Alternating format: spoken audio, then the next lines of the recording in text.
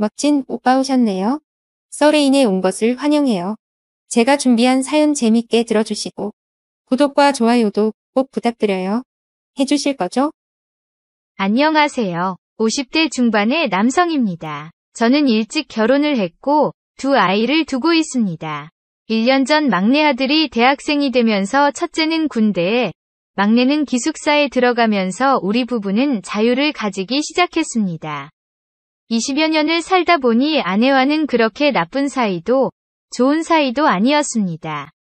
하지만 막내까지 집에 없고 둘이 지내자 부부관계가 조금 달라지기 시작했습니다.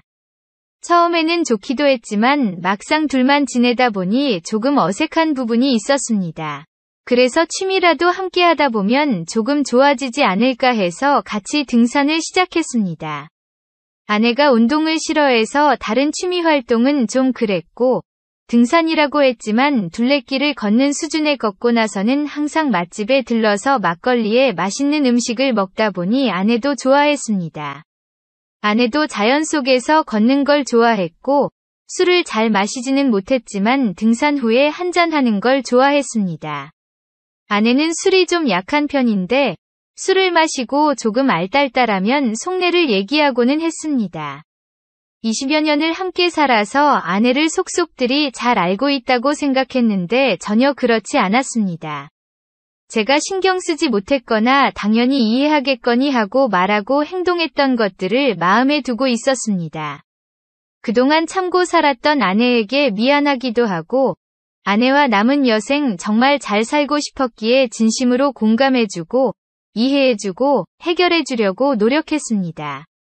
그렇게 속내를 얘기하고 해결하다 보니 아내와 금술도 좋아지고, 애들 핑계로 한동안 하지 않았던 부부관계도 시작했습니다. 아내와는 연애 때 궁합이 너무 잘 맞아서 하루가 멀다 하고 않았는데 그러다 보니 덜컥 첫째가 생겨서 결혼을 했습니다. 2년 터울로 아들 둘을 낳고 키우면서 아내도 저도 체력적으로 너무 힘들다 보니 관계가 점점 줄어들었고, 아이들이 청소년기가 되고부터는 정말 연중 행사로 아내를 안았습니다. 그래도 아내를 안을 때는 정말 좋았습니다. 우리 부부가 리스가 된 결정적인 일은 막내 아들 때문이었습니다. 아들들이 눈치 못 챘게 보통 아내는 새벽에 아이들이 자는 시간에 안았습니다. 그날도 오랜만에 아내와 좋은 분위기를 내고 있었습니다. 그리고 조금씩 본 게임을 하고 있을 때 자기 방에서 자고 있던 아이가 악몽을 꿨는지 울면서 안방으로 갑자기 들어왔습니다. 어둡기도 했고 다행히 우리는 윗옷을 입고 있는 상황이었고 아이는 악몽 때문에 다른 건 볼 여유가 없었는지 전혀 눈치를 못 채기는 했습니다. 하지만 한번 그런 일을 겪으니 제가 꼬실 때도 아내는 저에게 안기는 걸 꺼려했고 저도 처음에는 저를 거부하는 아내에게 속상하고 섭섭하기도 했지만 아이들 때문이니 그러려니 했습니다. 그러다 보니 아이들이 집에 있을 때는 아예 아내를 안을 생각조차 들지 않았고 아이들이 학교나 학원 행사로 집을 비울 때만 서로를 안았습니다. 그래서 아이들이 고등학생일 때는 1년에도 3번 아내를 안을까 말까였습니다. 저는 원래 운동을 좋아하는지라 운동을 하면서 조금이나마 제 체력을 달랬습니다. 그렇게 몇 년을 거의 리스로 살다가 다시 앉기를 시작하니 너무나도 좋았습니다. 마치 우리가 연애 때나 신혼부부 때로 돌아간 것 같았습니다. 물론 저도, 아내도 그때와는 몸도 다르고 체력도 달랐지만 그동안 못했던 것에 대한 애틋함이 있는지 궁합이 정말 다시 돌아왔습니다. 아니 그때보다도 서로를 더 많이 갈구했습니다. 운동이 없는 날에는 항상 일찍 집에 돌아와 아내를 안았습니다. 그동안 아이들 위주로 식사를 차리고 모든 걸 했던 아내도 저만을 위해 제가 좋아하는 음식들로 저녁을 차려줬고 가끔 같이 반주도 하면서 분위기를 낸 다음에 우리는 좋은 밤들을 보냈습니다. 둘레길을 몇 개월간 다니면서 부부 사이도 돈독해지고 체력도 좋아지니 밤에도 정말 좋았습니다. 아내는 둘레길을 같이 다니는 것도 좋지만 같이 여행을 다니자고 했습니다. 한 달이나 2달에 한 번이라도 좋으니 둘이서 오붓이 며칠 다녀오자고 했습니다. 아내는 자연을 너무나도 좋아합니다. 운동을 싫어하는 아내가 둘레길을 함께 걸은 것도 산에 가면 힐링이 되고 너무나도 좋았다고 합니다. 아내를 원래도 사랑했지만 금술도 좋아지니 아내가 하고 싶은 건 다 해주고 싶었습니다. 그래서 아내와 한 달에 한 번씩이라도 여행을 다니기로 했습니다. 여행지는 아내가 가고 싶은 곳으로 했습니다.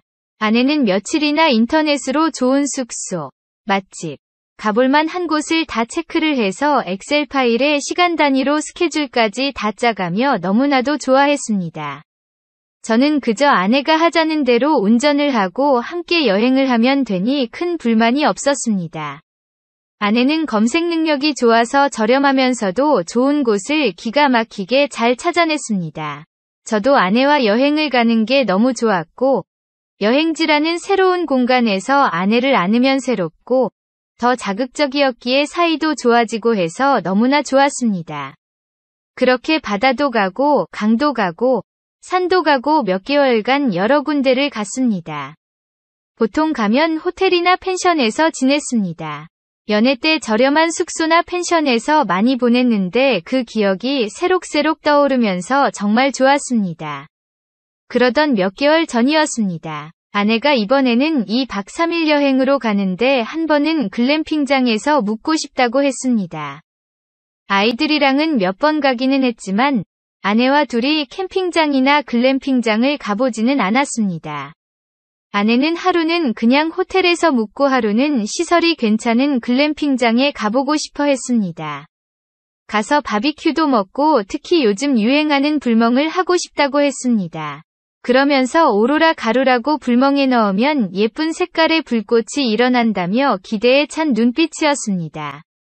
저는 잠자리에 조금 예민한 편이라 아이들과 캠핑장이나 글램핑장에 갈 때도 그렇게 좋지는 않았습니다. 아이들에게 많은 경험을 해주고 싶어서 갔었으나 글램핑장이나 카라반은 그래도 침대도 있고 좋았는데 캠핑장은 바닥에서 자는 게 너무나 불편했습니다. 그래도 아내가 찾은 글램핑장은 가격대는 조금 있지만 시설도 깔끔하고 침대도 넓어 보여 글램핑장에 가기로 했습니다. 우리는 2박 3일 여행을 떠났습니다. 첫날은 가평으로 갔습니다. 닭갈비도 먹고 남이섬도 가고 아침 고요 수목원에서 힐링의 시간을 보내고 깨끗하지만 자그마한 숙소에서 하루 묵었습니다. 아내는 첫날이라 그런지 체력도 좋고 여행지에서의 기쁨 때문인지 숙소에 가자마자 저에게 달려들었습니다. 친구들은 아내와 입맞춤을 하지 않는다고 하는데 물론 저도 그전까지는 그랬지만 아내와 사이가 좋아지고 나서부터는 아내와의 입맞춤이 너무나도 좋습니다. 아내도 저에게 안기는 걸 좋아하기는 하지만 저와의 입맞춤을 오래 하는 것을 좋아합니다. 아내와 열정적으로 오래 입맞춤을 하다 보니 아내도 저도 이제 본 게임을 원했고 우리는 함께 샤워도 하고 열정적으로 서로를 안았습니다. 그렇게 여행의 첫날 밤은 너무나도 황홀하게 지나갔습니다. 다음 날의 여행지는 춘천이었습니다. 글램핑장이 조금 비싸기도 했고 아내는 글램핑장에서는 입실 시간부터 퇴실 시간까지 여유롭게 즐기고 싶다고 했습니다. 우리는 가볍게 점심을 먹고 가평 하나로마트에 들러서 장을 봤습니다. 그전에도 가평을 자주 가봤는데 거기 하나로마트의 한우가 정말 질도 좋고 가격도 저렴합니다. 또 아내도 저도 와인을 좋아하는데 데일리 와인으로 가격대와 맛이 일품인 와인들을 많이 팔고 있습니다. 각종 먹거리와 필요한 것들을 사서 3시 입실 시간에 맞춰 글램핑장에 도착했습니다. 그 글램핑장은 강이 보이는 산속에 위치해 있었는데 가을이라 그런지 산은 울긋불긋 너무나도 예뻤고 강바람은 약간 차기는 했지만 너무나도 상쾌하고 좋았습니다. 오픈한 지 얼마 되지 않아서 시설도 깔끔했고 평일이기는 했지만 사람들도 많지 않았습니다. 마트에서 사온 짐들을 냉장고에 정리하고 우선 글램핑장을 한 바퀴 돌았습니다. 크지는 않았지만 깔끔하게 꾸며져 있었고 부지가 넓어서 거의 20여 개의 텐트가 있었는데 그 중에 하나의 텐트에만 사람이 있었습니다. 평일이기도 하고 오픈한 지 얼마 안 돼서 그런 것 같은데 아내는 조용하고 좋다며 더 좋아했습니다. 텐트 앞에 테이블과 의자를 세팅하고 강과 산을 바라보면 드립 커피를 한 잔 내려 마셨습니다. 산과 강뷰를 바라보며 따뜻한 햇살에 아내와 여유 있게 따뜻한 커피를 마시니 천국이 따로 없었습니다. 우리는 아무 말 없이 그 분위기를 즐기기도 하고 서로 이렇게 좋은 곳에 함께 있다는 것을 행복해하며 사랑을 속삭였습니다. 저녁 시간이 되어가자 2에서 3 커플들이 왔습니다. 텐트는 여러 군데가 있었으나 예약 인원이 적다 보니 사장님이 뷰가 제일 좋은 곳으로 사람들을 안내한 것 같습니다. 물론 중간에 하나의 텐트를 건너뛰어서 배정하기는 했지만 같은 라인에 저희를 포함해 3 커플이 있었고 반대쪽 리버뷰에 2 커플이 있었던 것 같습니다. 저희는 가운데에 위치해 있었는데 왼쪽 건너에 있는 커플은 30대 초반의 부부인 것 같았고 오른쪽 건너에 있는 커플은 부부처럼 보였는데 우리보다는 나이가 어린 40대 중 후반으로 보였습니다. 30대 부부는 어린 나이답게 배드민턴도 치기도 했고 40대 부부는 저희처럼 의자에 앉아서 하염없이 강과 산을 바라봤습니다. 사장님이 방문해서 바비큐를 얘기했고 우리는 바비큐 세팅을 해달라고 하며 식사 준비를 했습니다. 집안일은 저도 도와주는 편이지만 아내가 의주로 거의 다 하는데 이렇게 나가게 되면 제가 모든 걸 다 합니다. 아내는 의자에 앉아서 노래를 듣고 있었고 제가 채소도 씻고 햇반도 돌리며 식사 준비를 다 했습니다. 숯불 위에 한우를 올려서 먹었는데 치맛살, 갈비살, 부채살, 안심 등 어느 하나 맛없는 게 없었습니다. 우리는 한우와 함께 와인을 함께 마셨습니다. 철제 캠핑컵에다가 와인을 따라 마시니 그것 또한 운치가 있었습니다. 아내도 기분이 좋은지 와인을 홀짝홀짝 마시기 시작했고 우리는 너무나도 행복한 시간을 보냈습니다. 해가 지고 텐트와 나무들 사이 전구에 불이 들어오니 더 낭만적인 공간이 되었습니다. 식사를 마치고 불을 피워 불멍을 했습니다. 아내는 감성에 빠졌고 불멍을 하면서 와인을 엄청 마시기 시작했습니다. 저도 그 분위기가 좋았습니다. 그러다 왼쪽 부부가 다투는 소리가 들렸습니다. 조용하고 한적한 곳에 몇 명 없어서 그런지 듣지 않으려고 해도 소리가 다 들렸습니다. 그 집은 재혼 커플이었던 것 같습니다. 재혼 이야기도 나오고 남자의 전처 이야기도 나왔습니다. 들어본 바에 의해서는 남편이 전처와 아직도 연락을 하고 만나는 것 같았습니다. 전처와 아이가 있는데 아이 면접 때 전처를 만나기도 하고 몇 번은 아이가 원해서 같이 자고 온 경우도 있었던 것 같습니다. 2 커플은 처음에는 기분 좋게 바비큐를 먹더니 술이 약간 들어가자 슬슬 분위기가 안 좋아졌긴 했습니다. 그러다 남자의 영린이었는지 여자가 남자의 전처 얘기를 하자 남자는 급발진했고 서로를 비방하면서 싸움이 일어났습니다. 저희가 옆에 있어서 조금은 참는 것 같았는데 낮은 목소리지만 부부싸움을 했습니다. 한참을 싸우고 있었지만 우리는 가능한 신경을 끄자면 우리 둘만의 시간을 보냈습니다.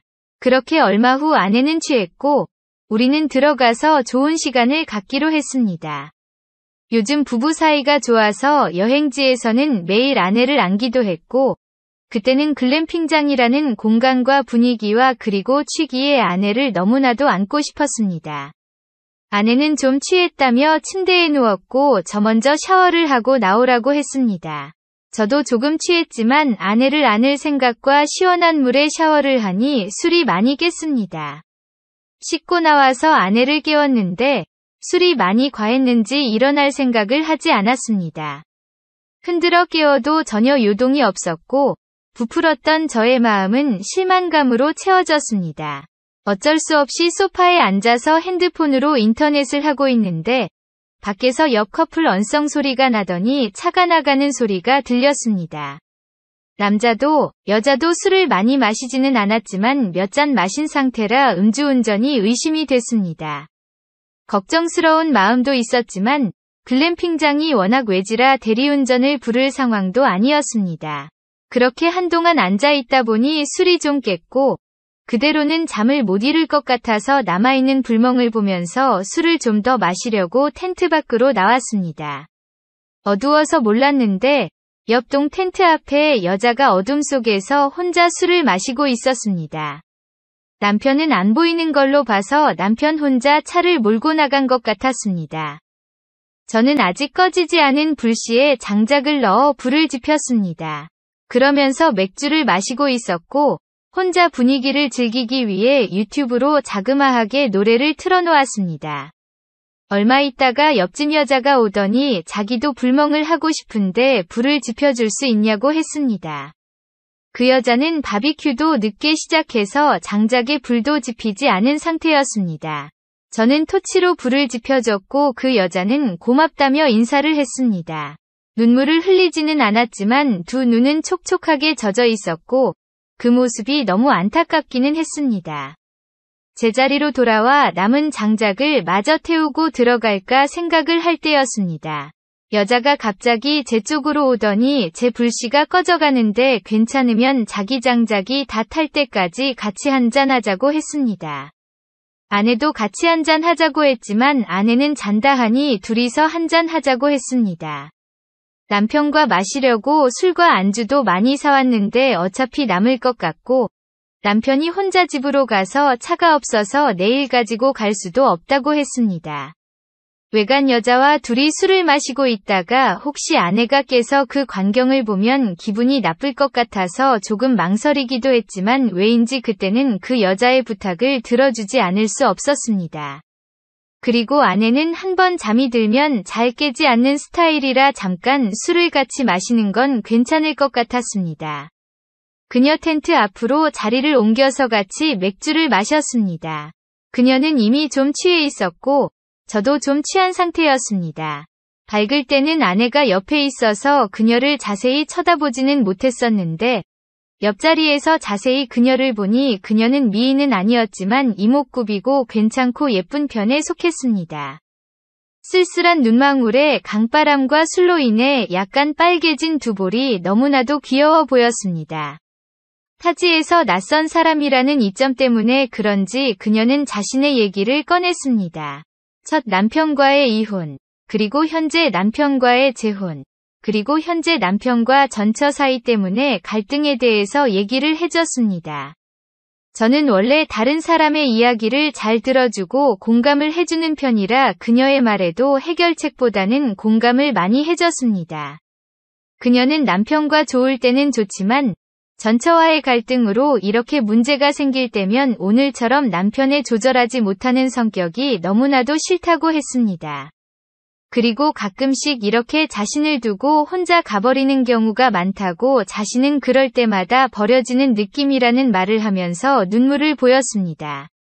처음 본 사이에 어떻게 달래줘야 하는지 몰라 어쩔 줄 모르고 있었고 저는 휴지를 그녀의 손에 쥐어줬습니다. 그녀는 조금 안정이 되었고 제가 고마웠는지 갑자기 저를 빤히 쳐다봤습니다. 저는 당황했지만 그녀의 눈과 입술을 지그시 쳐다보았습니다. 눈물에 젖은 두 눈은 촉촉했고 분홍색 입술도 촉촉했습니다. 그녀의 입술이 저의 입술 쪽으로 다가왔고 우리는 불타는 장작 앞에서 입맞춤을 했습니다. 순간 아내가 생각나기도 했지만 그 순간은 어쩔 수 없었습니다. 그렇게 짧은 입맞춤 후 정신을 차린 우리는 한동안 말없이 장작을 보고 있었습니다. 장작도 다 사용하고 불씨도 꺼져가는 상황에서 제가 슬슬 들어가자고 했습니다. 술병을 정리하고 일어서려는데 그녀가 갑자기 제 손을 잡았습니다. 그리고 애처로운 눈빛으로 저를 바라봤습니다. 그러더니 갑자기 저에게 안기고 가자 말라고 했습니다. 저에게 안기고 싶다고 했습니다. 그녀의 갑작스러운 반응에 당황을 했지만 저도 그녀를 안고 싶었습니다. 아내가 깊은 잠에 빠져 있지만 글램핑장이 너무나도 조용한 곳이라 그녀를 안을 때 혹시나 다른 사람이 깰 것 같았습니다. 그래서 낮에 봐놨던 사람이 없던 비어져 있는 텐트로 그녀와 함께 갔습니다. 글램핑장이라서 잠금 장치가 없어서 빈 텐트에 들어가는 것은 쉬웠습니다. 늦은 밤이라 사람들이 돌아다니지는 않을 것 같았지만 그래도 혹시 주인이 돌아보다가 빈 텐트에 불이 켜져 있으면 의심을 할 테니 핸드폰 액정 불빛 밑에서 그녀를 안기 시작했습니다. 역시 그녀는 40대라 그런지 그리고 아이를 낳지 않은 몸이라서 그런지 아내와는 너무나 달랐습니다. 그녀도 남편과 안 좋았던 감정이 폭발했는지 저돌적으로 저에게 안겼습니다. 저는 결혼 후 아내 이외에 다른 여자를 안아본 적이 없었는데 오랜만에 다른 여자를 안으니 너무나 좋았습니다. 그녀의 저돌적인 모습도 너무 좋았습니다. 그녀도 적막한 곳에서 소리가 나는 것을 걱정하는지 억지로 참는 모습이 저를 더 고조시켰습니다. 우리는 그렇게 황홀한 시간을 가졌습니다. 그녀는 제 품에서 숨을 거칠게 몰아쉬며 너무 좋았다고 기뻐했습니다. 저도 아내 외에 다른 여자를 아는 건 처음이라며 너무나도 좋았다고 고백했습니다. 한동안 말없이 서로를 안고 있다가 그녀가 저를 다시 일으켜 세웠습니다. 저도 처음 이런 경험을 해서 그런지 간만에 다시 일어날 수 있었습니다. 그렇게 그녀를 한 번 더 안았고 그녀도 너무 좋아했습니다. 우리는 2번이나 서로를 안은 뒤 잠시 누워있다가 각자의 텐트로 돌아가기로 했습니다. 그녀를 그녀의 텐트로 바래다주고 오늘 너무 좋았다고 말하며 이마에 입맞춤을 해줬습니다. 그녀도 너무 좋은 시간 고맙다며 제 입에 짧은 입맞춤을 해줬습니다. 그녀를 떠나보내기 아쉬웠지만 아내가 혹시나 깰까봐 걱정이 됐습니다. 그날 너무나도 좋았지만 하룻밤의 추억으로 간직하는 게 서로를 위해 좋을 것 같았습니다. 그녀도 저와 같은 마음인 것 같았습니다. 텐트로 돌아와 보니 아내는 여전히 깊은 잠에 빠져 있었고 저는 아내의 옆에 누웠습니다. 그녀와의 시간이 아직 너무나 강렬했고 여운이 남아있었지만 옆에 곤히 자는 아내를 보니 죄책감이 들고 미안한 마음이었습니다. 앞으로는 사랑하는 아내를 옆에 두고 다시는 이런 일을 하지 않겠다는 생각이 들었습니다. 한동안 잠을 못 자다 갑자기 잠이 든 것 같았습니다. 아침에 일어나 보니 아내는 벌써부터 일어나서 아침을 준비 중이었고 저는 아내에게 미안한 마음과 고마운 마음에 뒤에서 안으며 사랑한다고 말했습니다. 아내도 기분이 좋은지 부끄러워하면서 좋아했습니다. 텐트 밖으로 나와 옆 동을 봤습니다. 그녀가 혹시 있나 해서 봤더니 벌써 짐을 싸서 퇴실을 한 것 같았습니다. 아침에 마주치면 뻘쭘할 것 같았는데 그녀가 미리 떠나줘서 마음이 놓였습니다. 저는 아내가 준비한 아침을 먹고 집으로 돌아오는 길에 뷰가 좋은 카페에서 커피를 한 잔 마시고 그렇게 특별한 여행을 마무리를 했습니다. 그날이 전혀 기억이 안 난다면 거짓말입니다. 요즘도 가끔 그날의 그녀가 생각나고 기분도 좋아지고는 합니다. 그날의 기억은 제 인생의 소중한 추억으로 남기고 앞으로는 아내만을 바라보고 아내만을 생각하고 아내만을 사랑하는 삶을 살려고 다시 한번 다짐합니다. 혹시 제가 보낸 사연을 영상으로 만들어주신다면 그녀도 이 영상을 볼 수도 있겠죠. 만약 그녀가 이 영상을 본다면 이렇게 말하고 싶습니다. 그날 정말 그대는 아름다웠고 저에게 아름다운 추억 만들어줘서 고맙습니다. 우리 둘 다 그날은 추억으로 간직하고 서로의 배우자에게 최선을 다해서 행복한 부부 생활 되었으면 좋겠습니다. 남편과의 문제는 잘 해결하셨으면 하고 앞으로도 행복하세요. 안녕하세요. 올해 65 된 김현우라고 합니다. 제 사연을 이렇게 시작하니 좀 민망하네요. 하지만 진짜 그랬어요. 정년 퇴직한 노 교수가 15년 전 제자를 다시 만나 벌어진 일이에요. 그날은 제 인생에서 가장 충격적인 날이었습니다. 아내가 떠난 후 무의미하게 흘러가던 제 삶에 갑자기 태풍이 몰아친 날이었죠. 선생님, 저 기억하세요? 그림 교실에서 고개를 숙이고 물감을 섞고 있는데 누군가 제 그림을 들여다보며 말을 걸었어요. 그 목소리. 15년 동안 잊으려 했었지만 심장 깊은 곳에 새겨진 그 목소리였습니다. 고개를 들자 미나가 거기 있었어요. 세월이 흘렀는데도 그 눈동자는 여전히 반짝였죠. 미나야? 심장이 미친 듯이 뛰었어요. 손에 든 붓을 떨어뜨렸고 그녀는 웃으며 주워 건넸죠. 손가락이 스치는 순간 전기에 감전된 것처럼 온몸이 떨렸어요. 아직도 이러네. 65세의 몸에 이게 뭔 짓인지. 맞아요. 우연히 광고를 보고 왔는데 이렇게 선생님을 만날 줄은 몰랐어요. 그녀는 이제 40대 초반의 성숙한 여인이 되어 있었어요. 대학생 때의 풋풋함은 사라졌지만 더 깊어진 매력이 느껴졌죠. 몸은 더 날씬해졌는데 나이에 맞게 여성미는 더 풍부해졌어요. 특히 눈가의 주름이 웃을 때마다 살짝 드러나는 게 너무 매력적이었어요. 물론 기억하지. 어떻게 잊겠어. 당시 우리 사이를 의심하는 소문 때문에 결국 대학을 떠나야 했던 그 사건. 제가 48세, 그녀가 23세였을 때였죠. 아무 일도 없었지만 그녀에 대한 제 감정은 진실이었어요. 그녀도 알고 있었겠죠. 그 눈빛으로 봐서는.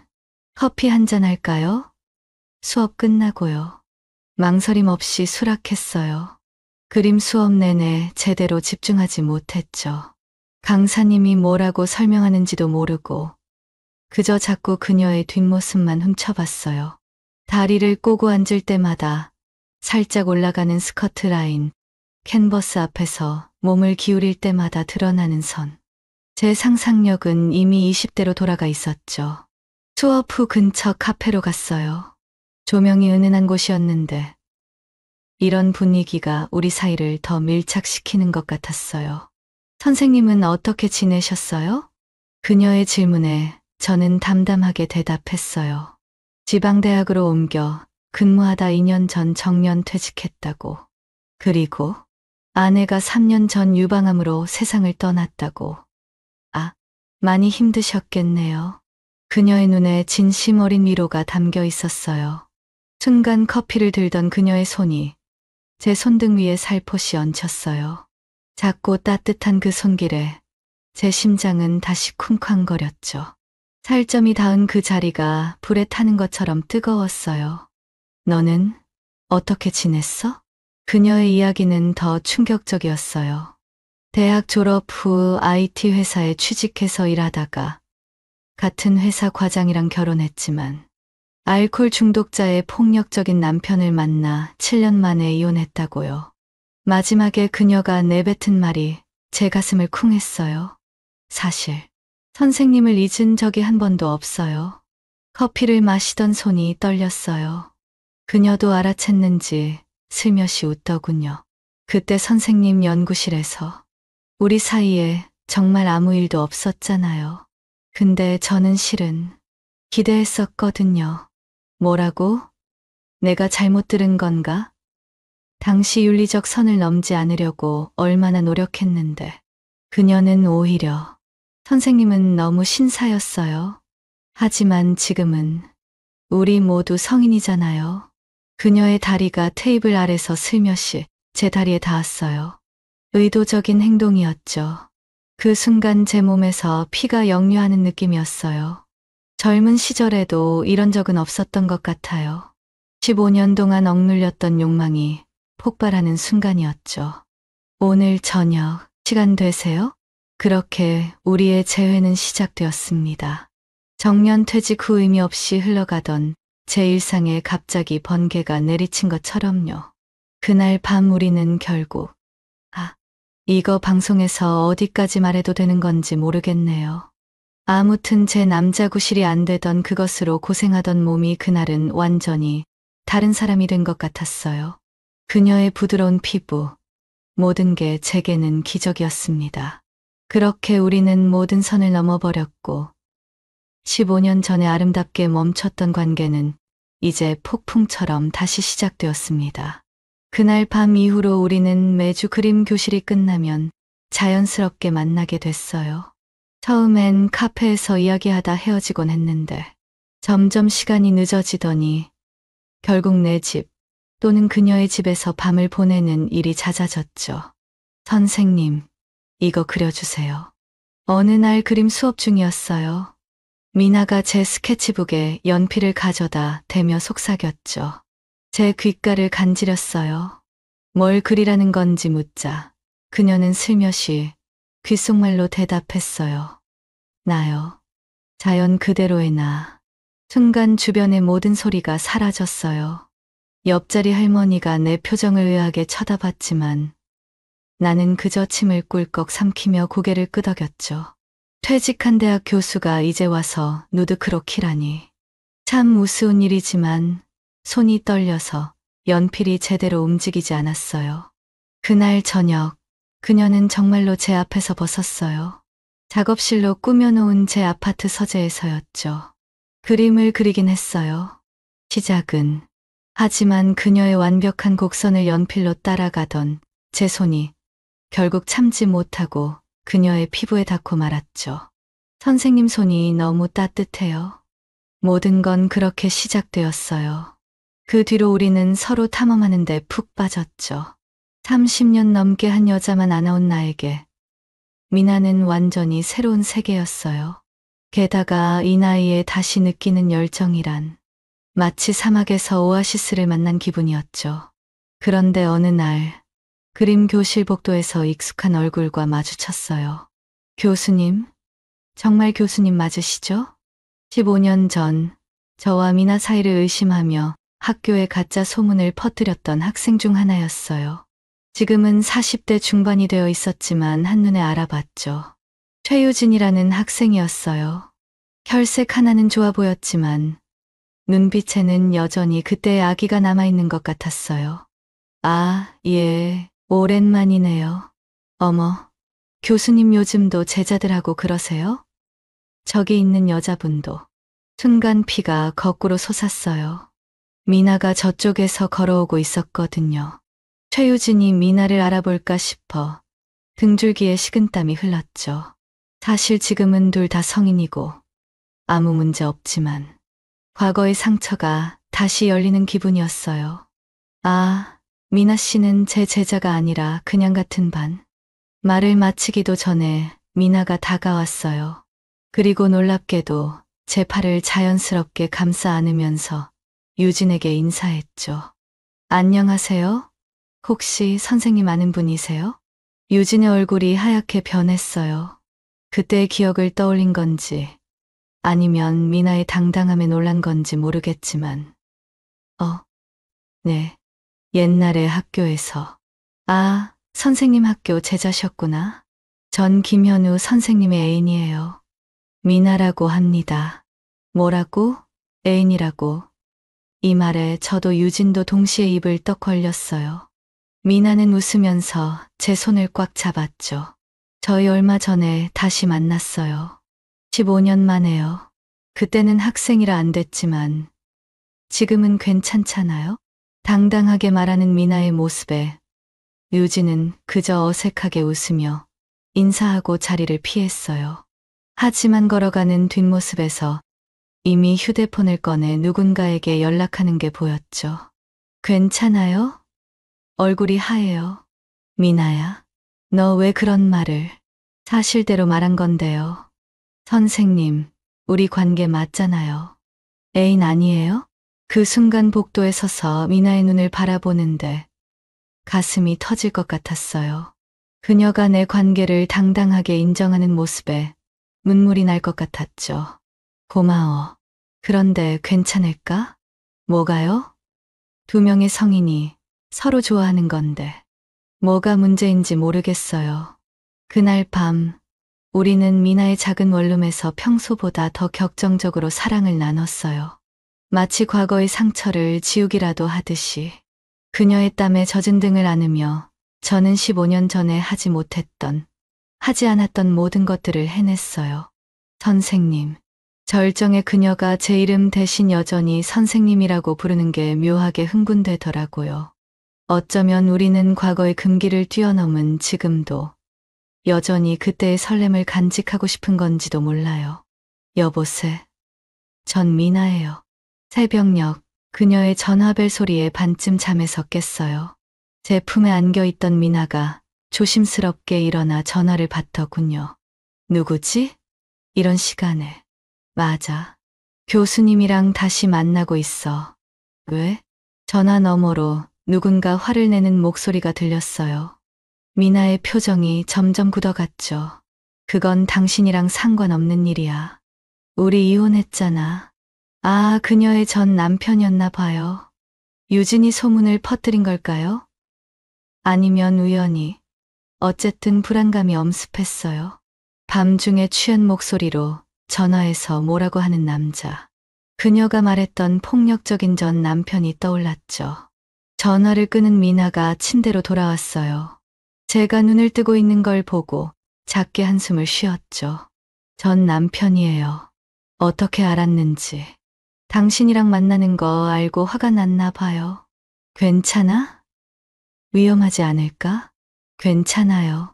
저희 이혼한 지 3년이나 됐는데 가끔 이러곤 해요. 내일이면 또 기억도 못할 거예요. 하지만 불안감은 쉽게 가시지 않았어요. 그날 이후로 매일 밤 미나에게 전화가 왔죠. 처음엔 그냥 취해서 헛소리하는 정도였는데 점점 협박하는 투로 변해갔어요. 심지어 어느 날은 그 늙은이랑 자고 다니면 끝내버린다라는 말까지 했다고 해요. 신고해. 경찰에 신고하자. 소용없어요. 이미 해봤거든요. 협박 몇 마디로는 아무것도 안 해줘요. 불안한 마음에 그날부터 제가 그녀의 집에서 자주 묵기 시작했어요. 제 아파트보다 훨씬 좁고 불편했지만 그녀 곁에 있어야 안심이 됐거든요. 그렇게 2주쯤 지났을까. 새벽 3시 초인종이 미친 듯이 울렸어요. 야, 문 열어. 너 거기 있지? 그 교수놈이랑 같이 있냐고. 미나의 얼굴이 하얗게 변했어요. 벌벌 떨리는 손으로 저를 붙잡았죠. 어떡해요? 술 취했을 때 진짜 무서워요. 전에 한 번 칼로. 더 이상 들을 필요도 없었어요. 바로 경찰에 신고했죠. 하지만 경찰이 오기 전에 그 남자는 문을 발로 차기 시작했고 집 전체가 흔들렸어요. 비켜. 내가 나갈게. 제가 문 쪽으로 향하자 미나가 제 팔을 꽉 잡았어요. 안 돼요. 위험해요. 괜찮아. 내가 대화로 해결할게. 아직도 그때가 생각나면 어처구니 없어요. 대화로 해결? 취한 폭력남과? 제가 문을 열자마자 그 남자의 주먹이 제 얼굴을 강타했죠. 불이 번쩍 났어요. 코에서 피가 터져 나왔고 다음 순간 엉망이 되어 버렸어요. 경찰이 도착했을 땐 이미 저는 바닥에 쓰러져 있었고 미나는 울면서 전 남편을 말리고 있었죠. 온 얼굴이 피투성이가 된 저를 보고 경찰은 바로 구급차를 불렀어요. 미안해요, 선생님. 정말 미안해요. 병원 응급실에서 미나가 제 손을 잡고 울었어요. 코뼈가 부러지고 눈 주위가 퍼렇게 멍들었죠. 의사는 제 나이에 이런 부상은 회복이 느리다고 했어요. 괜찮아, 미나야. 내 잘못 아니야. 제 탓이에요. 당신이 다친 건 완전히 제 탓이에요. 그날 이후 그녀는 며칠 동안 연락이 끊겼어요. 제가 퇴원하고 집에 돌아왔을 때 그녀에게 수십 통의 문자를 보냈지만 답장은 한 통도 없었죠. 오히려 일주일 후에 도착한 건 선생님, 미안해요. 이대로는 안 될 것 같아요. 당신께 상처만 줄 것 같아요. 잠시 거리를 두는 게 좋겠어요. 한 통의 문자 메시지. 그게 전부였어요. 정년 퇴직 후 찾아온 봄날의 행복이 이렇게 쉽게 끝나버릴 줄은 몰랐어요. 미나의 문자를 받고 3주가 지났어요. 그동안 저는 미친 듯이 그녀에게 연락했지만 한 번도 답장이 없었죠. 마지막에는 제발 연락하지 마세요 라는 짧은 문자만 왔을 뿐이에요. 그림 교실에도 더 이상 나오지 않았고요. 그러던 어느 날 갑자기 고열이 났어요. 아마 계속된 스트레스와 나이 탓인 것 같았죠. 39도가 넘는 열에 온몸이 불덩이가 되어 버렸어요. 약을 먹고 누웠지만 혼자 사는 노인네가 아프니 그저 천장만 바라보며 죽음을 생각하게 되더라고요. 이렇게 죽는 건가? 아내 떠나고 미나마저 떠나고 이제 정말 혼자구나. 정신이 몽롱한 상태로 핸드폰을 집어들었어요. 그리고 미나에게 마지막 메시지를 보냈죠. 나 많이 아파. 죽을 것 같아. 마지막으로 한 번만 보고 싶어. 당연히 답장은 없을 거라 생각했어요. 그냥 혼자 죽어가는 늙은이의 허세였죠. 하지만 그날 밤 초인종이 울렸어요. 현관문을 열 힘도 없어서 그냥 들어와라고 작게 외쳤어요. 잠겨 있으니 열쇠가 없으면 못 들어올 거라고 생각했는데 문이 열리더니 미나가 들어왔어요. 선생님, 얼음장 같은 손이 제 이마에 닿았어요. 세상에, 이게 얼마나 된 거예요? 약은요? 약은 드셨어요? 미나는 허둥지둥 제 집안을 뒤지기 시작했어요. 약을 찾고 물을 끓이고 제 상태를 확인하느라 정신없이 움직였죠. 그녀의 머리카락에 빗방울이 맺혀 있었어요. 밖에 비가 오고 있었나 봐요. 어떻게? 들어왔어? 사실 선생님 열쇠 하나 갖고 있었어요. 뭐라고요? 언제부터? 제 얼굴에 의문이 가득했나 봐요. 미나가 머쓱하게 웃으며 말했어요. 첫날 밤에 선생님이 주무시는 동안 복사해뒀어요. 혹시 모를 일이 있을까봐. 다른 때였으면 화를 냈을지도 모르지만 그때는 그저 고마웠어요. 젖은 수건으로 제 이마를 닦아주는 그녀의 손길이 천사 같았죠. 그래도 이렇게 방치하면 어떡해요? 집은 이 모양이고 약도 제대로 안 드시고 제 집은 완전 쓰레기장이 되어 있었어요. 미나와 헤어진 후 자포자기한 채 살았거든요. 술병, 라면 그리고 각종 배달음식 박스, 빨래감. 모든 게 어지럽게 널브러져 있었죠. 미안해. 이렇게까지 될 줄 몰랐어. 미나는 한숨을 쉬더니 팔을 걷어붙였어요. 일단 약부터 먹이고 그 다음에 치울게요. 가만히 누워 계세요. 그렇게 미나는 밤새 저를 간호했어요. 열이 내릴 때까지 계속 수건으로 닦아주고 약 시간마다 깨워서 약을 먹여주고 중간중간 집안을 치웠죠. 몽롱한 의식 사이로 그녀가 분주히 움직이는 모습이 보였어요. 새벽녘, 잠시 정신이 들었을 때 제 옷이 젖어 있는 걸 느꼈어요. 열 때문에 땀에 흠뻑 젖은 거였죠. 옷, 젖었어. 미나는 잠시 망설이더니 서랍장을 뒤적거려 깨끗한 파자마를 꺼냈어요. 갈아입혀 드릴게요. 정신이 흐릿한 상태에서도 창피함이 려왔어요. 그녀 앞에서 이런 모습을 보이다니. 하지만 너무 힘이 없어서 거부할 수도 없었죠. 미나가 조심스럽게 제 위소 단추를 풀기 시작했어요. 땀에 젖은 피부가 드러날 때마다 그녀의 손끝이 닿았고 몸에 열이 오른 건지 심장이 미친 듯이 뛰었어요. 다리, 좀 들어주세요. 바지를 벗길 때는 정말 죽을 것 같았어요. 65세 노인의 민망한 모습을 40대 여성에게 보여준다는 게. 하지만 미나는 전혀 개의치 않는 듯 천천히 조심스럽게 제 옷을 갈아입혀 주었어요. 이거 간호사 같네. 제 엄마가 병원에서 일하셨거든요. 어릴 때부터 이런 거 많이 도와드렸어요. 옷을 갈아입히고 난 후 미나가 제 이마에 자기 이마를 갖다 댔어요. 체온을 확인하려는 거였죠. 그 순간 우리 얼굴이 너무 가까워서 숨결이 느껴질 정도였어요. 열이 좀 내린 것 같아요. 아픈 상태에서도 그녀에 대한 욕망이 사그라들지 않았다니 정말 한심했죠.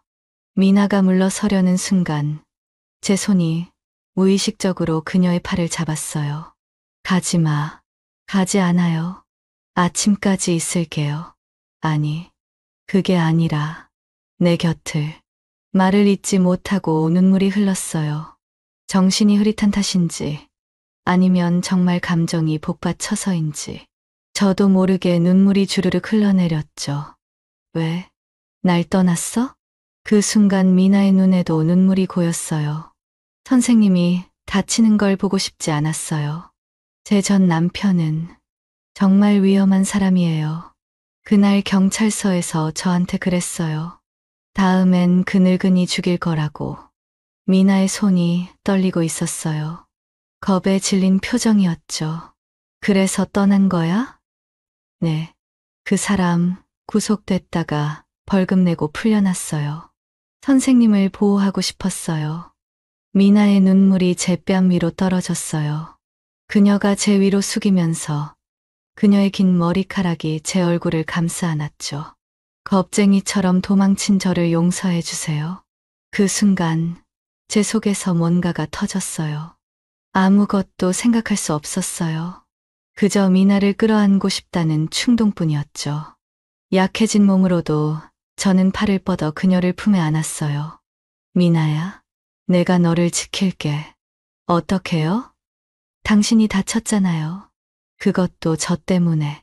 그래도 함께하면 뭐든지 할 수 있어.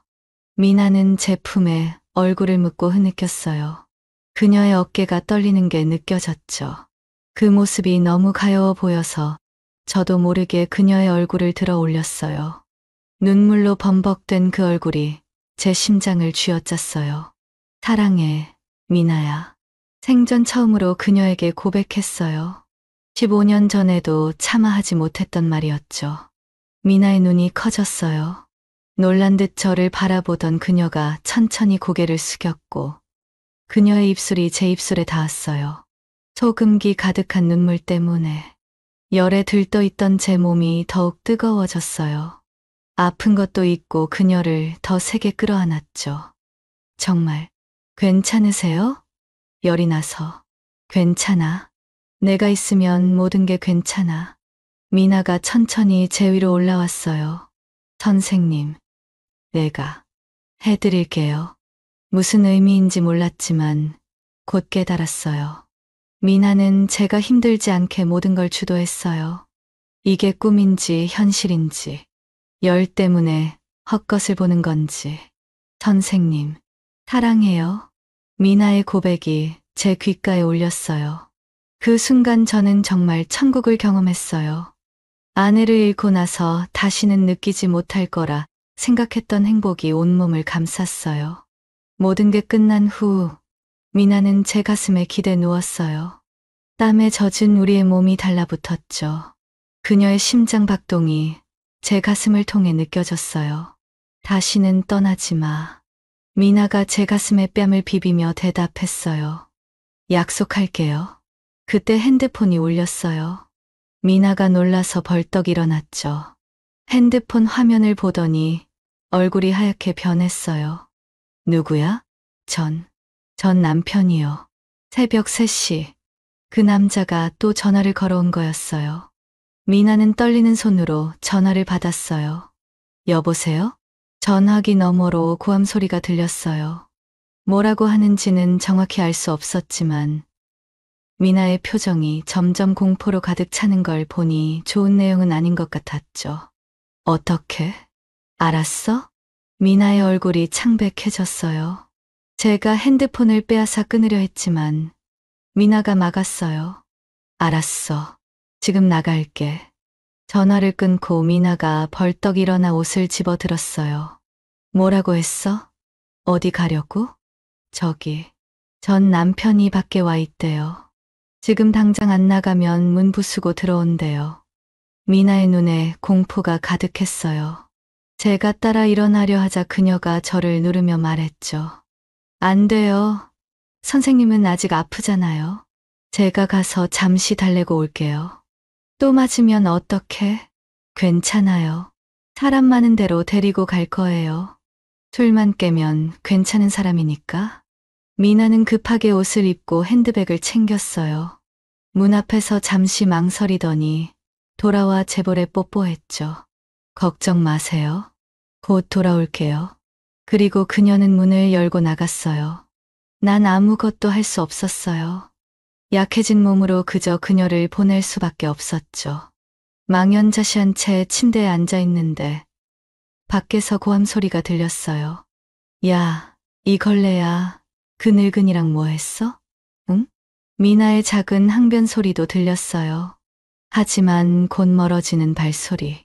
그리고 침묵. 그렇게 미나는 또 사라졌어요. 그리고 저는 또다시 혼자가 되었죠. 그날 밤 미나가 떠나고 열흘이 지났어요. 열은 내렸지만 마음속 화상은 더 심해진 것 같았죠. 그녀를 찾아 경찰서에도 가봤지만 성인 여성의 자발적 실종은 신고 대상이 아니다라는 말만 들었어요. 그녀의 집에도 가봤지만 이미 텅 비어 있었고요. 이제는 그림 교실도 가지 않았어요. 뭘 해도 의미가 없었거든요. 그녀만 생각나는 거죠. 미나를 원망해야 하는데 오히려 기다림만 커졌어요. 또 오겠지. 그렇게 자신을 속이며 하루하루 버티고 있었죠. 그러던 어느 날 핸드폰에 메시지가 왔어요. 내일 오후 3시 우리가 처음 만났던 그림 교실로 와주세요. 중요한 이야기가 있어요. 미나. 심장이 멎는 줄 알았어요. 드디어 그녀를 다시 볼 수 있다니. 기뻐서 달려가고 싶었지만 한편으론 이게 함정일까봐 두렵기도 했어요. 그녀의 전 남편이 미나의 폰으로 보낸 거면 어쩌지. 하지만 설령 그렇다 해도 그녀에 관한 정보라면 무엇이든 알고 싶었어요. 다음 날 정확히 오후 3시 떨리는 마음으로 그림 교실에 도착했어요. 문을 열자마자 뭔가 이상했어요. 평소 수업이 있는 시간인데 실내가 어둡고 아무도 없었거든요. 등골이 오싹해졌어요. 미나야? 어디 있어? 아무 대답이 없었어요. 그때 뒤에서 문이 닫히는 소리와 함께 잠기는 소리가 들렸어요. 재빨리 돌아보니 그녀의 전 남편이 서 있었죠. 드디어 만나는군요, 교수님. 그의 손에는 야구 방망이가 들려 있었어요. 망했다 싶었죠. 그런데 더 이상한 건 그가 예상외로 침착했다는 거예요. 취한 모습이 아니라 완전히 멀쩡했어요. 미나는 어디 있지? 걱정 마세요. 살아있어요. 근데 당신하고는 이제 못 만날 거예요. 그가 천천히 다가왔어요. 저는 뒤로 물러났죠. 내가 왜 여기 왔는지 알아요? 당신을 끝내려고 왔어요. 그 여자 때문에 내 인생 망가졌어요. 이혼하고 회사에서도 잘리고. 근데 당신 같은 노인네가 나타나서 또 그녀를 빼앗아가요? 방망이를 휘두르려는 순간 갑자기 뒤에서 누군가 그를 덮쳤어요. 미나였어요. 어디서 나타났는지. 갑자기 그의 뒤에서 화분을 들어 그의 머리를 내리쳤어요. 윤재야, 제발 그만해. 하지만 화분이 깨지기만 했을 뿐. 그는 겨우 비틀거리다 미나를 거칠게 밀쳐냈어요. 미나가 벽에 부딪혀 쓰러졌죠. 그 모습에 제 안에서 무언가 폭발했어요.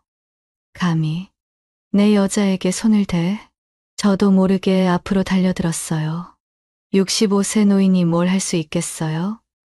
하지만 그 순간만큼은 20살 청년의 기백이 솟아났어요.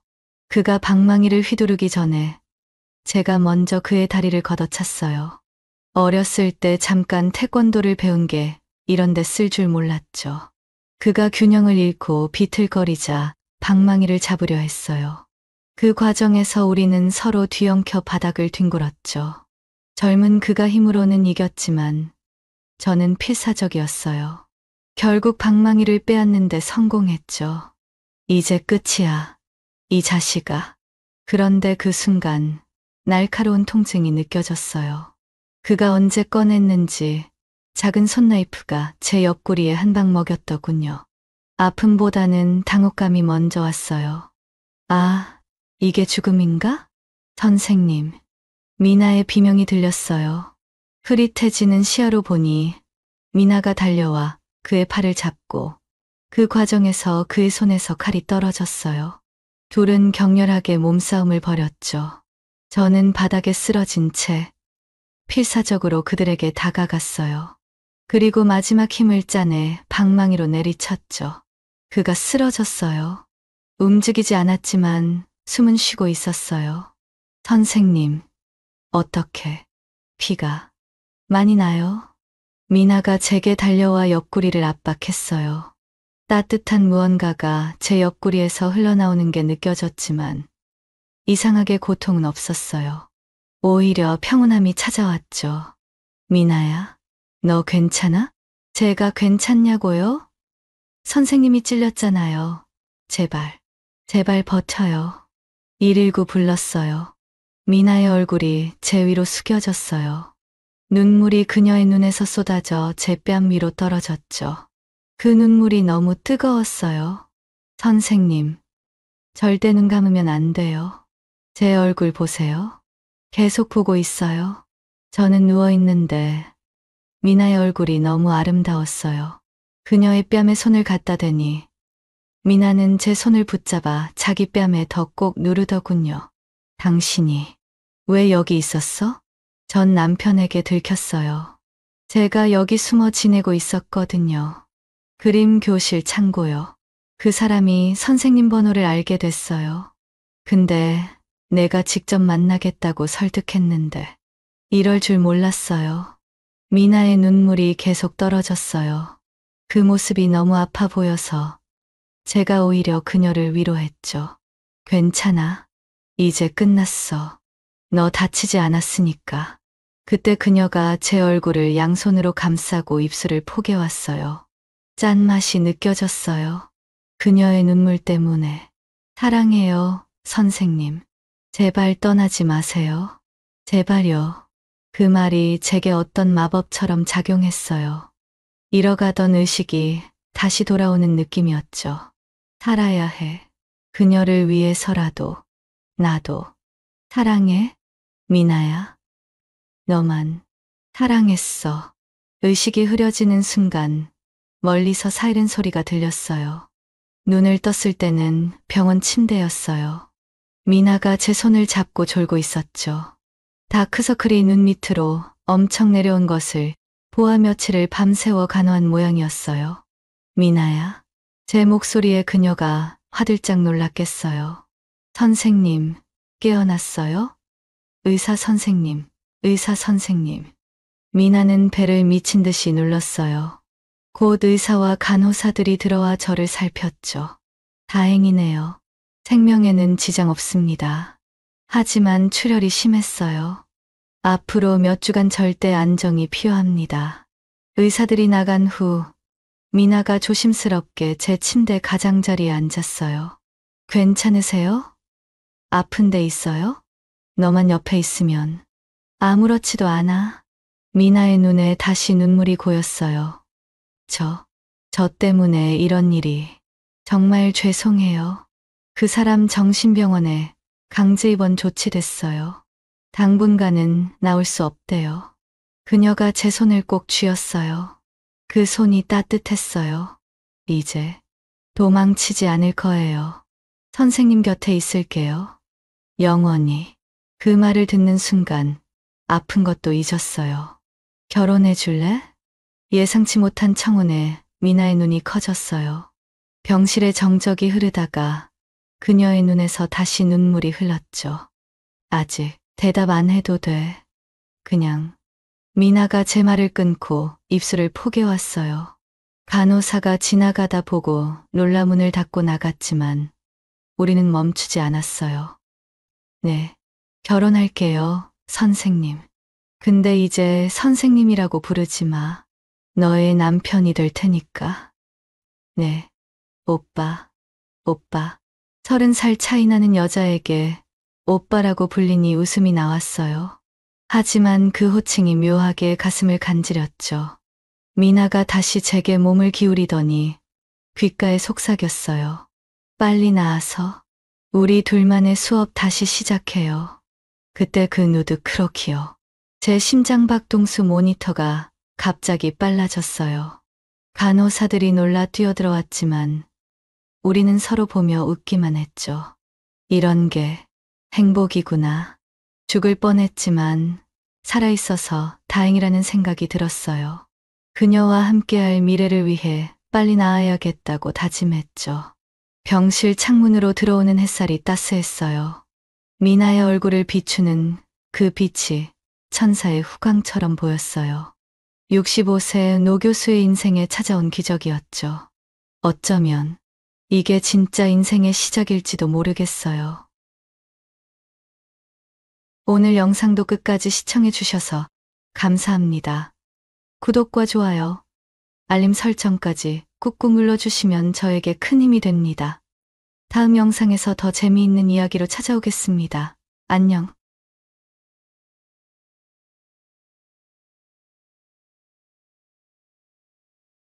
안녕하세요. 오만사입니다. 오늘의 주제는 결혼식 앞두고 만난 약혼남의 친구들을 보고서 파혼을 결정했습니다. 라는 내용으로 읽어드리겠습니다. 안녕하세요. 저는 결혼식을 앞둔 신부였습니다. 제가 33살이 되도록 결혼도 안 하고 무량필수처럼 있자 저희 부모님이 애 같아서 만나라고 성호를 해서 만난 사람이 지금 파혼을 결심하게 된 남친입니다. 요즘 세상에 부모님이 만나라고 해서 만나고 결혼까지 결심하는 사람이 어디 있냐고요? 제가 늦둥이로 태어나서 위로 오빠 둘이 모두 결혼한 지 꽤 되었거든요. 부모님 나이도 꽤 있으시고 해서 더 나이가 들기 전에 시집 가라고 하도 애를 태우시니 그 성화에 밀려서 어쩔 수 없이 만났어요.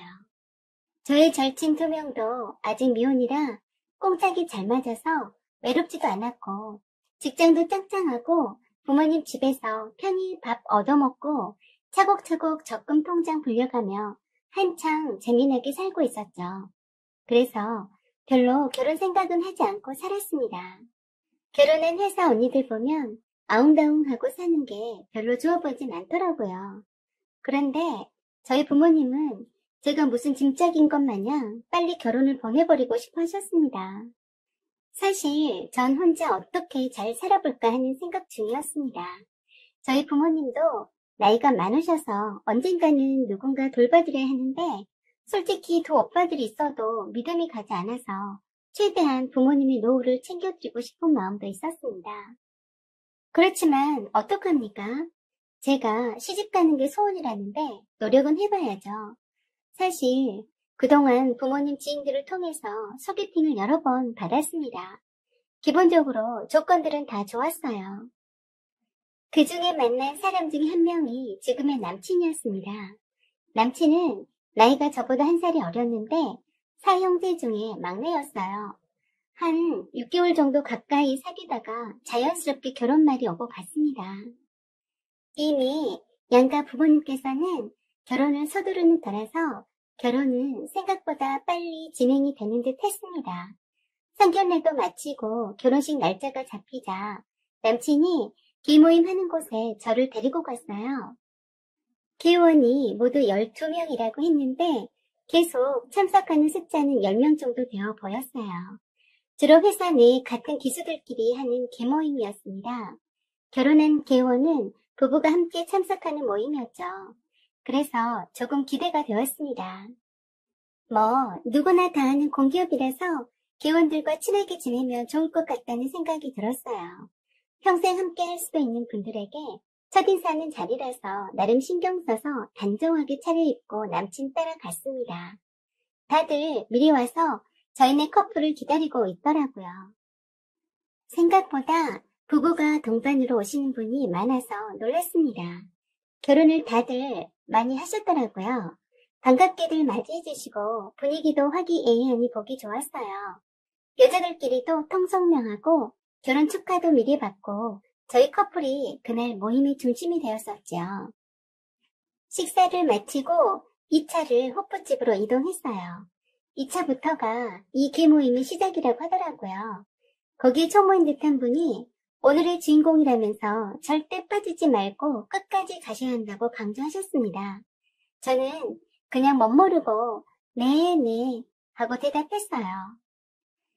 그러자 남친은 오늘은 처음 인사하는 거니까 봐달라고 개혼분들에게 말을 해서 도대체 몇 차까지 가길래 그러나 하고 옆에 있는 기혼의 와이프 한 분께 물어봤습니다. 그러더니 적당히 2차 중간에 빠져나가라고 하더라고요. 나를 세고 술을 마신다고 하면서 적당히 눈치 봐서 조용히 가면 된다고 했어요. 그래서 가실 때 저랑 함께 가자고 약속했었네요. 결혼할 남친 계모임에 처음 신고식 하는 자리에서 눈치 없이 분위기 깨고 싶지 않았고 적당히 분위기를 맞춰주려고 했습니다. 저희 커플을 가운데 앉혀두고 어떻게 만났는지, 학교는 어디 나왔는지, 결혼은 정말 하는 건 맞나고 등등 농담 섞여가며 재미나게 질문들을 해주고 받느라 시간 가는 줄 몰랐습니다. 어느새 소맥이 2바퀴 돌았는지 술이 약한 남친은 얼큰 취해 있는 듯 했어요. 남친은 맥주 500cc 반 잔만 마셔도 취해서 쓰러져 자는 사람인데도 그걸 알면서도 개원 친구분들이 결혼 앞두고 축하주는 마셔야 한다면서 자꾸 권해서 소맥을 컵 2잔이나 마시게 하더라고요. 그래서 남친이 꽤 걱정이 되었었죠.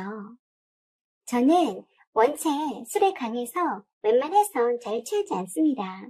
그쯤 되자 돌아다 보니 함께 분위기 봐서 빠져나가자던 개원 와이프분은 어느새 이미 가고 없었어요. 대충 남자들끼리 술 마시라 하고 가는 분위기 같았습니다. 그래서 남친이 술이 약해서 이만 함께 가봐야겠다고 말하고 일어날 참인데 총무란 분이랑 해서 모두들 극구 안 된다며 오늘 누구를 위한 자리인데 주인공이 벌써 빠지자며 안고 없는 찐빵꼴이라면서 분위기 망치지 말고 끝까지 가주셔야 한다고 손사래를 치더라고요. 남친은 이미 술에 취한 것 같아서 놔두고 혼자 일어나기도 참 애매했습니다. 에라 모르겠다 하고 일단 가는 데까지 가보자는 심산으로 있다가 적당한 때를 봐서 남친을 데리고 가야겠다는 생각만 들었네요. 그래서 계속해서 부어라 마셔라 하는 분위기 속에서도 마시는 척하면서 몰래 술을 다른 잔에 버려가며 버텼습니다. 그러더니 기원 중에 한 분이 농담도 섞어가며 분위기를 주도해 가는 듯 했는데 갑자기 저한테 남친이 결혼할 여자라며 신고한 게 이번이 3번째라고 하더군요. 그러면서 첫 번째와 2번째 분은 나이도 어리고 정말 이뻤는데 왜 3번째 분은 영 아니라며 남친에게 그동안 솔로로 오랫동안 있더니 여자 보는 눈이 떨어졌는 것 아니냐고 웃으면서 말했습니다. 저는 그 말을 들은 순간 놀랐어요. 개모임에 처음 인사로 온 결혼할 친구 약혼녀한테 할 소리가 아니지 않나요? 아무리 술이 건화해져서 오수리수리 한다 쳐도 조금 불쾌하더군요. 그러면서 남친의 연애사를 물어보지도 않았는데 리얼하게 늘어놓는데 거기에 있는 개원들이 하하 웃으면서 맞장구 쳐주면서 제가 남친 만나기 전에 남자를 몇 번 만났느냐, 어느 성까지 갔었느냐는 등 아주 디테일하게 취조하듯이 질문을 해대는 거였어요. 술이 얼큰 들어가면 다 개망나니가 되는구나 하고 생각했습니다. 더 이상 있어서는 좋은 꼴 못 보겠다 싶어서 남친에게 가자고 정신 차리라고 했습니다. 그랬더니 그 모습을 보고서 동물원에 원숭이 보듯이 저것 보라면서 토라져서 간다고 하면서 자기네들끼리 테이블을 치면서 박장대소하는 겁니다. 그때부터 제 신경이 날카로워지더군요. 아무리 술에 취했어도 처음 본 사람한테 이렇게 무례하게 하다뇨. 기분이 팍 상했지만 일단 꼭 참고 이 자리에서 벗어나야겠다고 생각했습니다. 그래도 남친 회사 동료 친구들인데 참자고 했죠. 처음엔 불쾌했어도 재밌게 웃자고 한 얘기인데 하고는 어느 정도 받아주려고 했었는데 점점 그 정도가 심해지더라고요. 그래서 술이 취한 사람들끼리 알아서 놀라하고 지금 일어날 때라고 생각하고 가려고 둘러봤더니 이미 다른 와이프들은 가고 없었습니다. 남친이 술에 취해서 반 수면 상태인데 두고 갈 수가 없어서 제가 부축하다시피 하고 이렇게 세우니까 그걸 도와주지는 않고서 계속 웃으면서 힘도 장사라면서 남친이 결혼하게 되면 맥도 못 추겠다고 큰일이다고 넋을 하면서 자기네들끼리 낄낄거리면서 큰 소리로 다 들리게 떠들더라고요. 그러면서 거기에 있는 기원 중에 한 사람이 아이고 얼굴은 못생겼는데 힘은 장사네 카카 라고 했어요.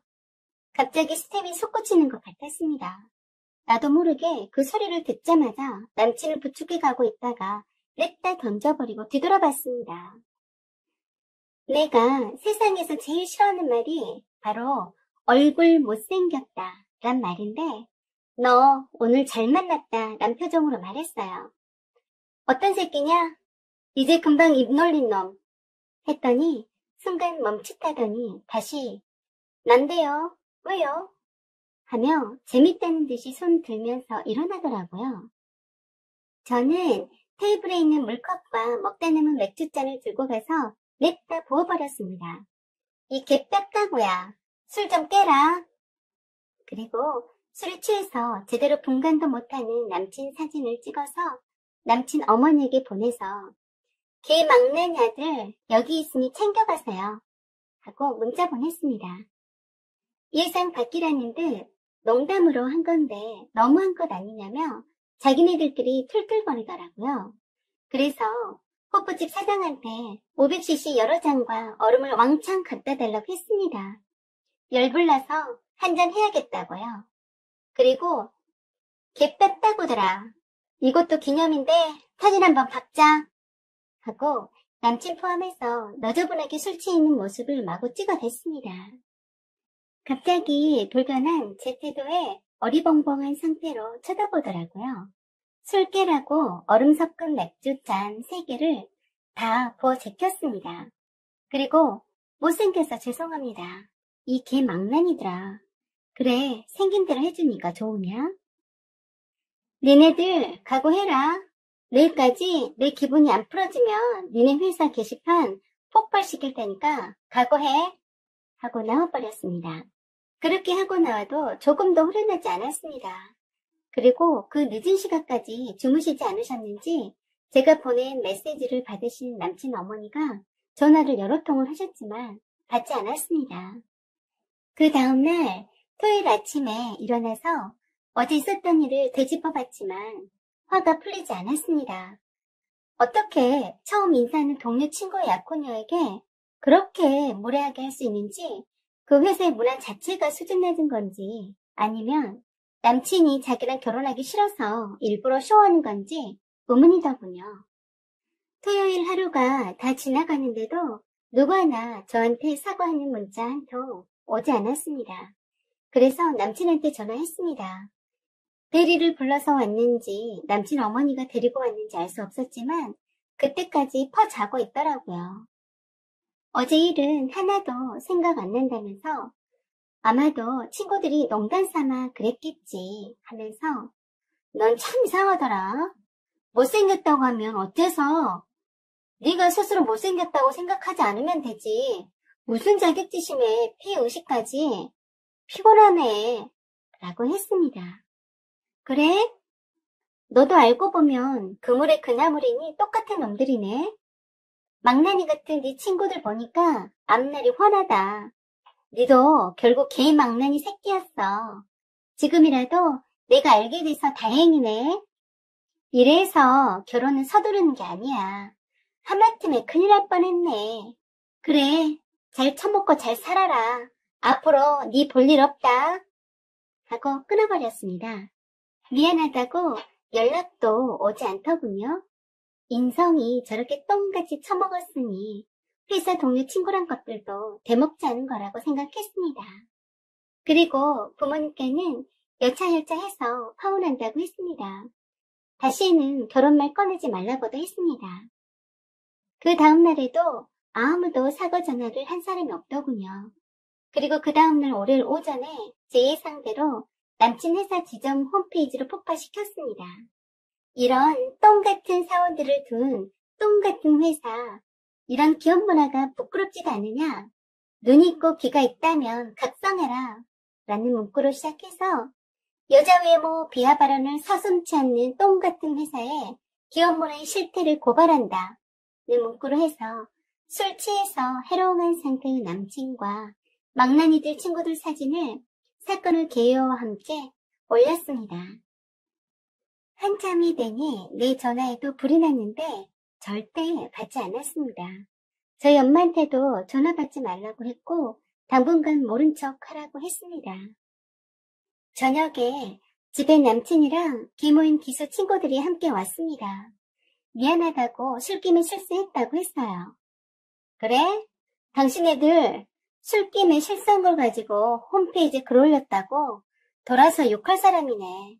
어디다 술 먹은 핑계를 대시는 거죠? 지점장 모시고 오세요. 당신네들 혼낼 수 있는 사람 모시고 오라고요. 하고 돌아가라고 했습니다.